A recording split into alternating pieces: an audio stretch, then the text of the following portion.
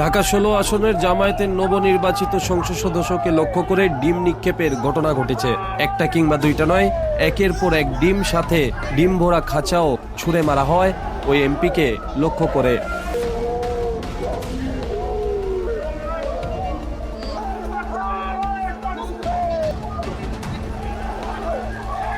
গতকাল বিকেলে রাজধানীর পল্লবীতে সন্ত্রাস বিরোধী মিছিল বের করেছিলেন ঢাকা 16 আসনের জামায়াতে ইসলামীর নবনির্বাচিত সংসদ সদস্য অবসরপ্রাপ্ত কর্নেল আব্দুল বাতেন। মিছিলটি যখন মিরপুর 6 নম্বর থেকে 10 নম্বরের দিকে যাচ্ছিল, ঠিক তখনই তাকে লক্ষ্য করে ডিম নিক্ষেপ করতে দেখা যায় একদল বিক্ষুব্ধ মানুষকে। এ সময় বৃষ্টির মতো ডিম নিক্ষেপ হতে দেখা যায় জামায়াতের এই এমপিকে লক্ষ্য করে। মুহূর্তেই উত্তপ্ত হয়ে যায় পুরো এলাকার পরিবেশ।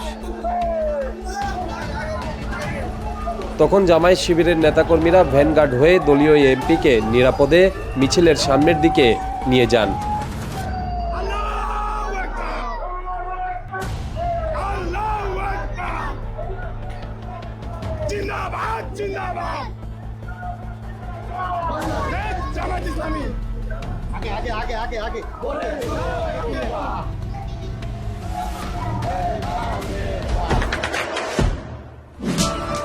দেশে দেশে সবার সাথে দ্য নিউজ।